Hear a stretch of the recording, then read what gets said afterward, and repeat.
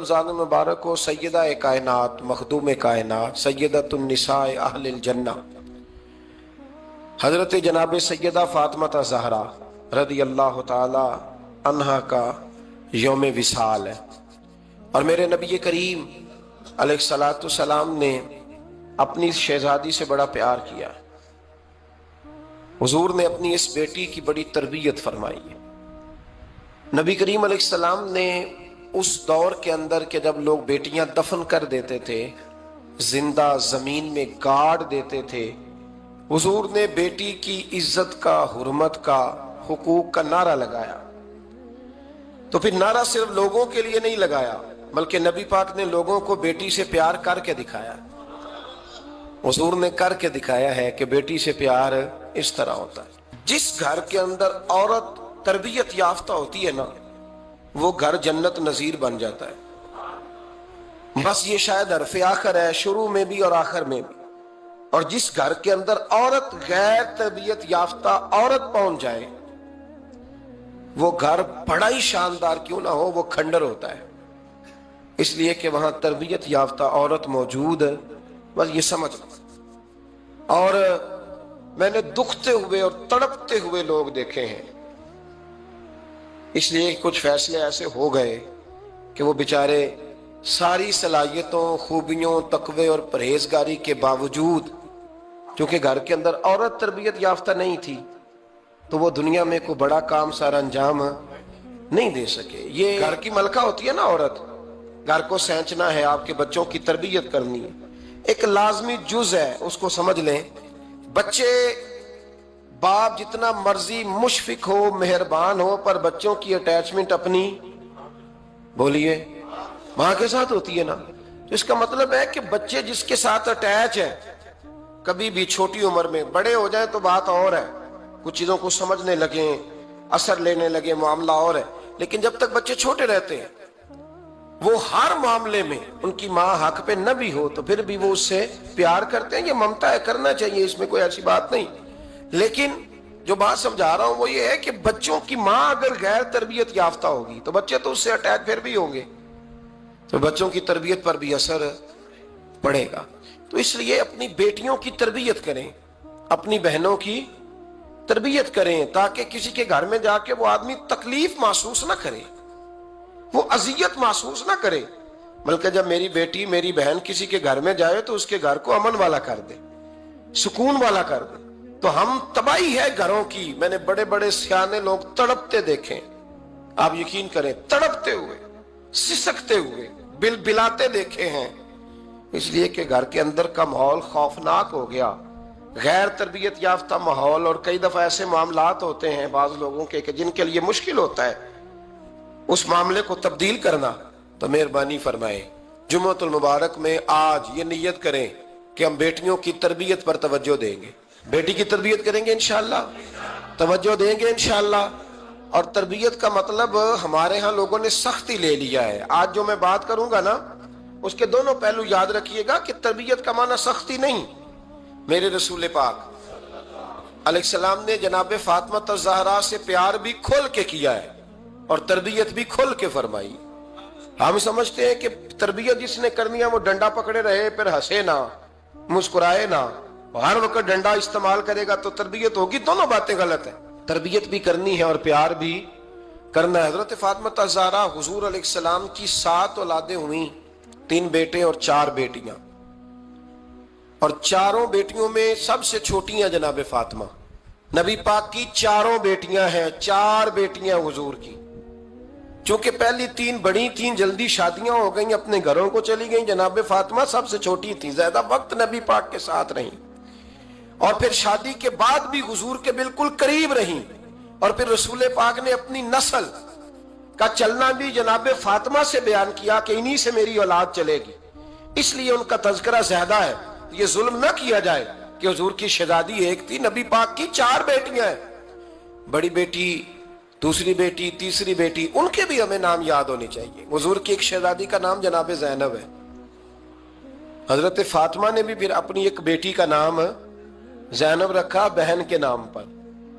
हजरत नबी करीम अलैहिस्सलाम की एक साहबजादी का नाम रुकैया है, حضرت فاطمہ نے بھی اپنی ایک بیٹی کا نام رقیہ رکھا اپنی بہن کے نام پر. حضرت فاطمہ کی ایک بہن کا نام ام کلثوم ہے. حضور کی ایک بیٹی کا نام ام کلثوم ہے. تو جناب فاطمہ نے بھی اپنی ایک بیٹی کا نام ام کلثوم رکھا. جس سے محبت ہوتی ہے تو محب کا دل کرتا ہے کہ میرے محبوب سے ساری دنیا ہی پیار کرے. اب عجیب فلسفہ ہے نا لوگوں کا. اہل بیت سے پیار کرتے ہیں تو سب سے پہلے اہل بیت کے دشمن تلاش کرتے ہیں اور سب سے پہلے اہل بیت کے دشمنوں پہ گفتگو کرتے ہیں. تو میں کہتا ہوں بڑے بیوقوف ہو.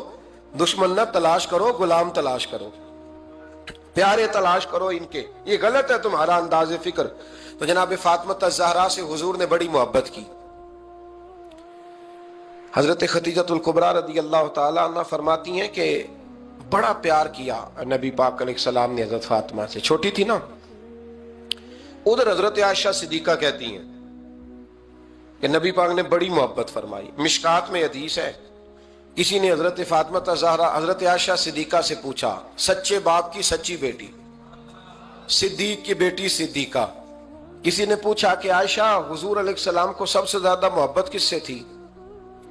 تو حضرت عائشہ فرمانے لگی پوچھنے والی بات ہی کوئی نہیں, حضور سب سے زیادہ سیدہ فاطمہ سے پیار کرتے تھے. تو کہا پھر یہ بتائیں کہ مردوں میں حضور کو سب سے زیادہ پیار کس سے تھا؟ فرمایا یہ بھی پوچھنے والی کوئی بات نہیں, فاطمہ کے شوہر مولا علی سے. یہ حضرت عائشہ صدیقہ بیان کرتی ہیں ان کے شوہر سے. اب لوگ نا ترازو لے کے بیٹھے رہتے ہیں اور تولتے رہتے ہیں. پیر سید فیض الحسن شاہ صاحب آلو مہاروی رحمت اللہ علیہ, ان کے پاس بھی ایک بندہ چلا گیا تو اس نے کہا جی بتائیں حضرت عائشہ افضل ہے کہ حضرت فاطمہ؟ تو آپ فرمانے لگے تجھے یہ سوال ہی نہیں کرنا چاہیے تھا, اس لیے کہ تیرے اور میرے پاس کوئی ترازو موجود ہے. اس نے کہا جی نہیں آپ بتائیں, بتانا پڑے گا. آپ فرمانے لگے نہیں بتاتا. کہنے لگا نہیں بتائیں. فرمانے لگے چل میں ایک بات بتا دیتا ہوں, فیصلہ گھر جا کے کر لینا. اس نے کہا بتائیں. آپ فرمانے لگے کہ عائشہ بیٹی ہے ابو بکر صدیق کی اور فاطمہ بیٹی ہے نبی پاک کی. تو فرمانے لگے کہ ابو بکر کی جو بیٹی ہے نا وہ نبی پاک کی بیٹی سے افضل نہیں ہو سکتی. اور پھر فرمانے لگے کہ فاطمہ زوجہ ہے مولا علی کی اور عائشہ زوجہ ہے مصطفیٰ کریم کی. تو فرمانے لگے جو علی کی بیوی ہے وہ نبی کی بیوی سے افضل نہیں ہو سکتی. تو وہ کہنے لگا جی نتیجہ کیا ہے؟ فرمایا گھر جا کے نکال لینا. نتیجہ تو گھر جا کے نکال, یہاں ترازو پکڑ کے نہ بیٹھ. ہاں جو حضرت عائشہ نے کہا اس پر غور کر. حضرت عائشہ خود گواہی دیتی ہیں سب سے زیادہ حضور حضرت فاطمہ سے پیار کرتے ہیں. چھوٹی عمر تھی تو جناب خدیجہ, ذرا انداز دیکھیے گا بیٹی کی محبت کا. حضرت خدیجہ فرماتی ہیں حضور جب گھر آتے نا تو دروازے پہ کھڑے ہو کے اونچی آواز میں فرماتے السلام علیکم. کہتے حضور نہ سلام لیتے, میں جواب دیتی. اپنے گھر حضور آئے ہیں پر نبی پاک دروازے پہ ہی کھڑے ہیں. فرماتی ہیں کھڑے رہتے حضور, میں پھر تھوڑا ہنستی اور پھر میں کہتی فاطمہ سنتی ہو؟ اماں جی سنتی ہوں. فرمایا تمہارے ابا آ گئے ہیں دروازے پہ. تو فرماتی ہیں جناب فاطمہ وہاں سے دوڑ کے آتی اور رسول کریم کا دروازہ کھولتی, پھر نبی پاک کو انگلی سے پکڑ کے اندر لاتی. فرماتی ہیں جب تک وہ جاتی نہیں اللہ کے رسول دروازے پہ کھڑے رہتے. وہ انگلی پکڑ کے لاتی, پھر رسول کریم انہیں گود میں بٹھا لیتے. فرماتے ہیں وہ چھوٹی چھوٹی باتیں پوچھتی اور حضور ان کے بڑے بڑے جواب دیتے.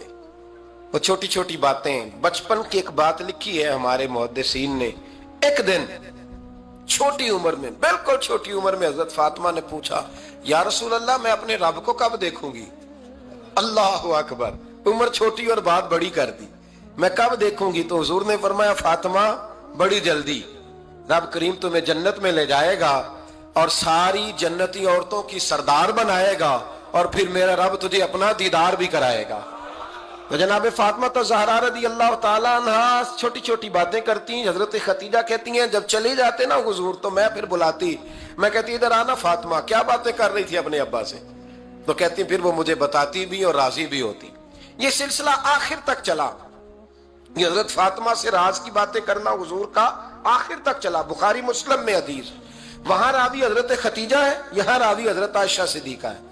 جناب عائشہ صدیقہ کہتی ہیں حضور کے وصال ظاہری سے کچھ دن پہلے خود نبی کریم علیہ السلام نے حضرت فاطمہ الزہرا کو بلایا اور جب وہ آئیں تو کہتی ہیں ان کو میں نے آتے دیکھا تو میں نے پھر حضور کو ان کے استقبال کے لیے کھڑے ہوتے بھی دیکھا، پھر حضور نے ان کا ماتھا چوما، جہاں بیٹھے تھے وہاں بٹھایا، پہلو میں بیٹھ گئے، اور فرماتے ہیں پھر باپ بیٹی باتیں کرنے لگے۔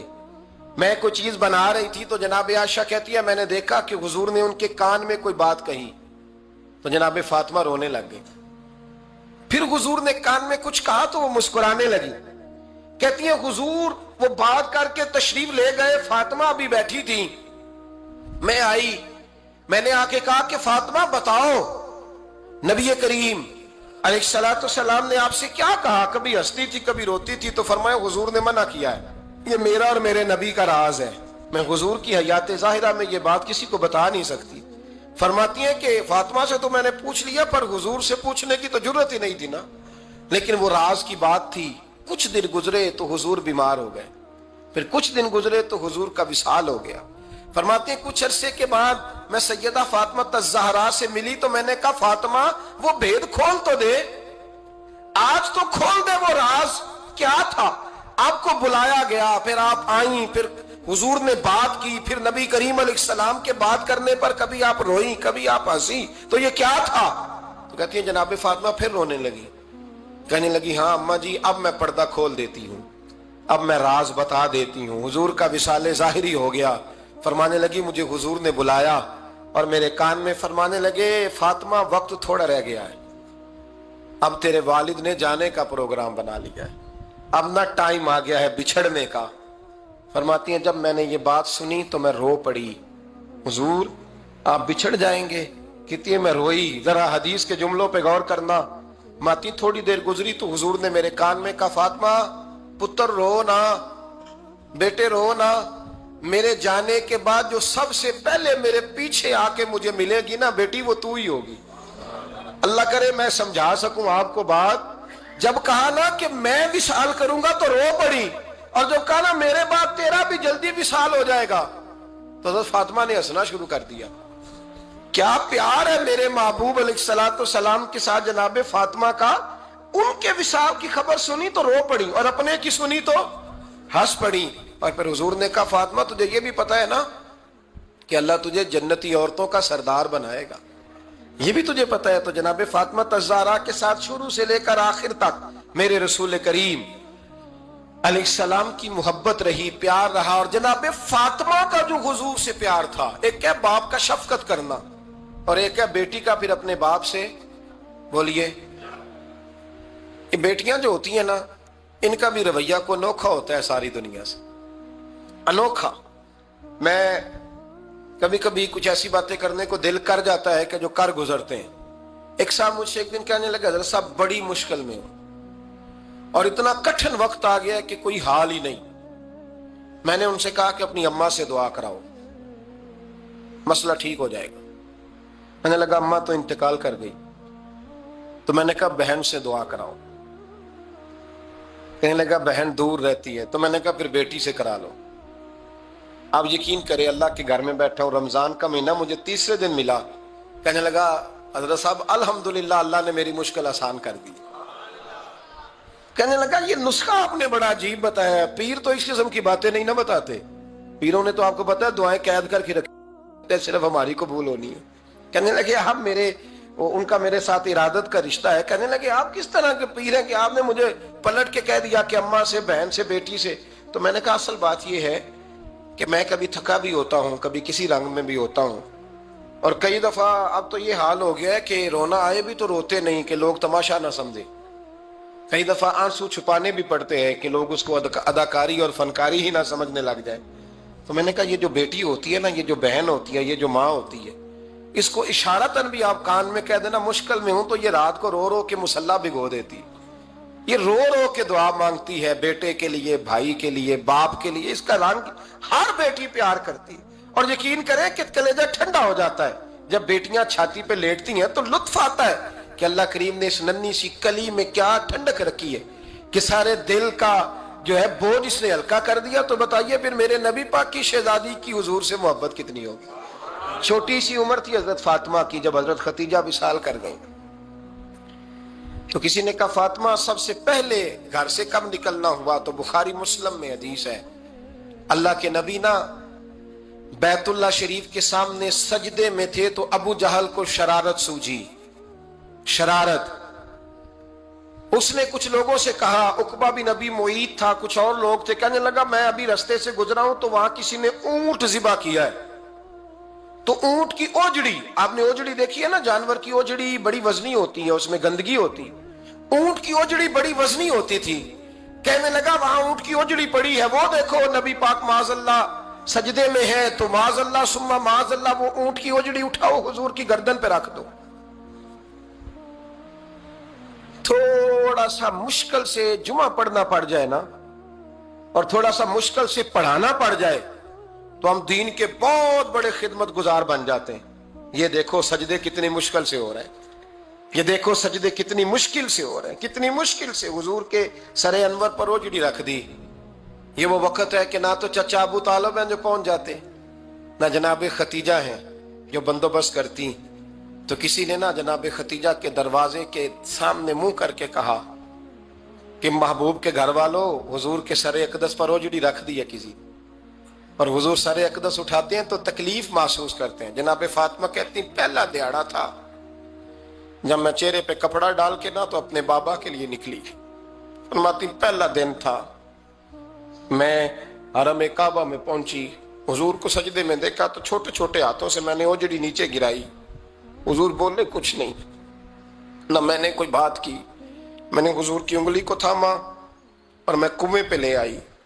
हुजूर भी नहीं बोले। जनाब सैयदा फरमाती मैं भी नहीं बोली। हुजूर बैठ गए और मैं कुएं से पानी निकालने लगी। मैं हुजूर की जुल्फें धोती जाती और हुजूर रोते जाते, जुल्फें धोती जाती और हुजूर रोते जाते। फिर हजरत फातिमा ने जब हुजूर की जुल्फें धो ली तो हाथ उठाए, कहा अल्लाह जिन्होंने मेरे बाबा को तकलीफ दी है ना, इनको बर्बाद कर दे। मैं रात रवायत पढ़ रहा था मिशकात से, तो मैं हैरान हो रहा था कि ये अजीब मंजर है, ये अजीब मंजर है कि जब ताइफ वाले पत्थर मारे और नबी करीम अलैहिस्सलाम से हजरत ज़ैद बिन हारिसा के हुजूर दुआ करेंगे तबाह हो जाए, तो नबी पाक के नहीं ज़ैद मैंने नहीं इनके लिए तबाही की दुआ करनी, ये नहीं ठीक होते तो हो सकता है इनकी नस्लें ही ठीक हो जाए। और जब ओहद में वो लोग पत्थर मार के दांत शहीद कर दें, हजरत अबू बकर सिद्दीक जैसी ठंडी तबीयत का आदमी अर्ज करे हुजूर दुआ करें ये तबाह हो जाए, तो हुजूर ने फरमाया अल्लाहुम्मा हदी कौमी फइन्नहुम ला यअलमून, या अल्लाह मेरी कौम को हिदायत दे, ये जानते नहीं ये क्या कर रहे हैं। हुजूर ने कभी भी किसी के लिए दुआए ज़रर ना फरमाई, लेकिन आज ये अजीब मंजर है। शायद ये वाहिद वो वक्त है कि जनाब फातिमा ज़हरा ने जब कहा ना कि ए अल्लाह इन्हें बर्बाद कर दे, इन्होंने आज मेरे वालिद को तकलीफ दी है, तो हज़रत फातिमा की दुआ सुन के तो हुजूर ने भी हाथ उठाए, कहा अल्लाह जैसे मेरी बेटी कहती है ना वैसे ही कर दे, अल्लाह कर दे इन्हें बर्बाद। फातिमा जैसे कहती है वैसे, अल्लाह करे आपको समझ आए मेरी बात की, कि वहां जहां शदीद तकलीफ दी गई वहां हुजूर ने किसी के लिए ऐसी दुआ, और यहां फरमाया अल्लाह जैसे फातिमा कहती है वैसे।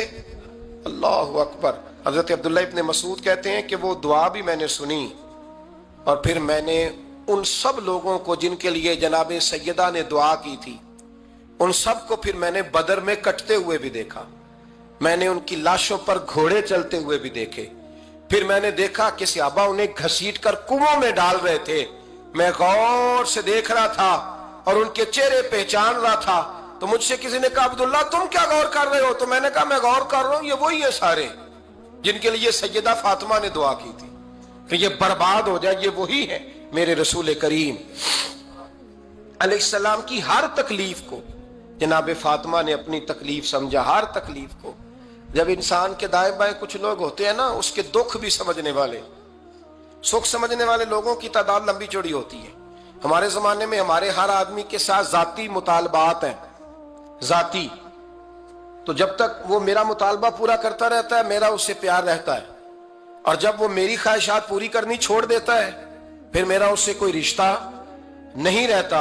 मेरे अजीज हजरत फातिमा ज़हरा का कमाल ये है कि उन्होंने मेरे महबूब का दुखों में साथ दिया।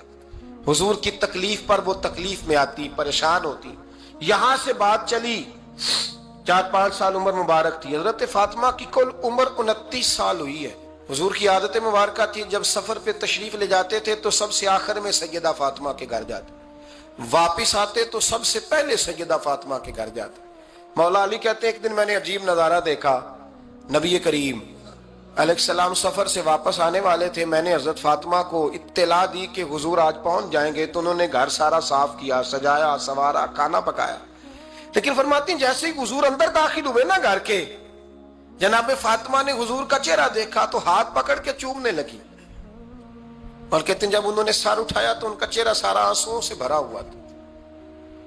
रसूल करीम ने बेटी के सर पे हाथ रखा, बिठा लिया, फरमाया फातिमा बेटे रोने वाली तो बात कोई नहीं थी, क्यों रो पड़ी हो?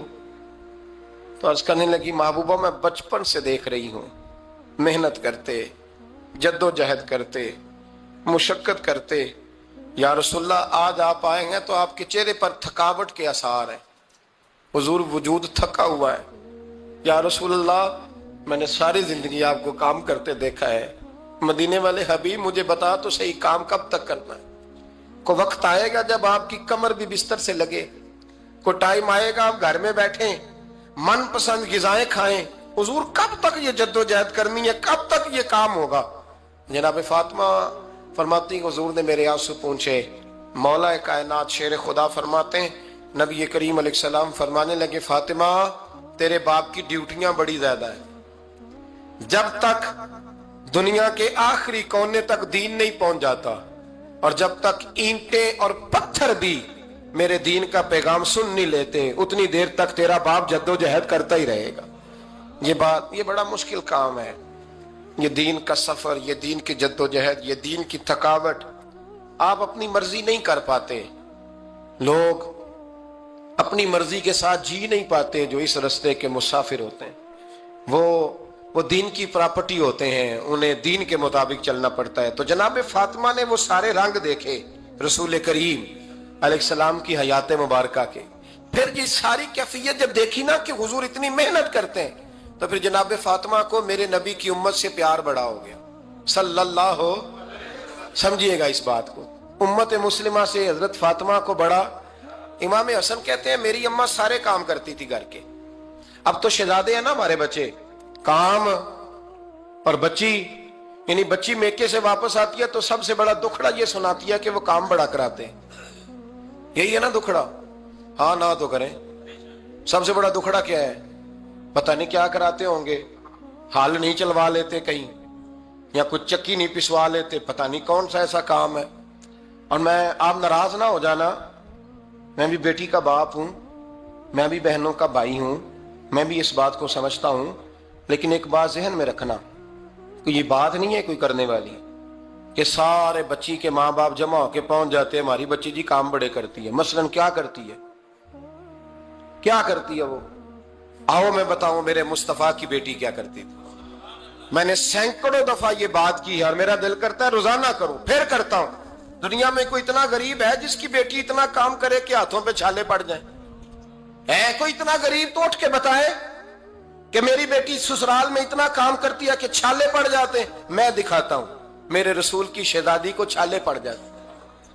कच्चा मकान, जनाब फातिमा जनाब फिजा आपकी लौंडी थी, उनसे मिट्टी मंगाती और घर में लेपा पोती करती, फिर झाड़ू देती। इमाम हसन और हुसैन के दरमियान पूरे साल का फर्क नहीं, 11 महीने का फर्क।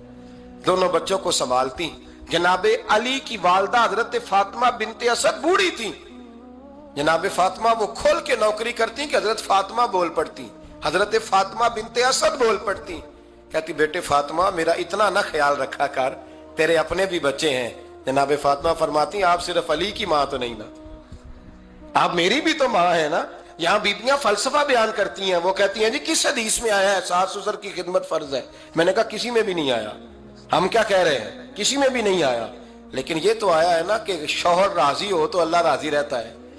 तो अगर शौहर माँ बाप की खिदमत से राजी होता है तो करो खिदमत, इसको तो राजी करना है ना, इस पर तो तवज्जो दो। हजरत फातिमा फिर चक्की पीसती। चक्की चक्की ये आसान जुमला नहीं, कह जाते हैं हम, सुन लेते हैं आप। चक्की पीस कर, जौ पीस कर उसका आटा बनाना, फिर बच्चों के लिए खाना पकाना। फिर एक दिन कहने लगे अली आपकी आमदन थोड़ी है, खर्चे ज्यादा, चरखा नहीं ला देते? फातिमा क्या करोगी? फरमाया थोड़ा सा सूद बना लिया करूंगी, तुम बेच आया करना। चलो मैं थोड़ा हाथ बटाऊंगी। ये सारी ड्यूटियां करके حضرت حسن فرماتے ہیں پھر عزت والے رسول کی عزت والی بیٹی، پھر شانوں والے نبی کی شانوں والی بیٹی، پھر پاک محبوب کی پاک شہزادی، ساری ڈیوٹیاں کر کے رات کو مولا علی سے کہتی اگر آپ اجازت دیں تو اللہ کو راضی نہ کر لوں؟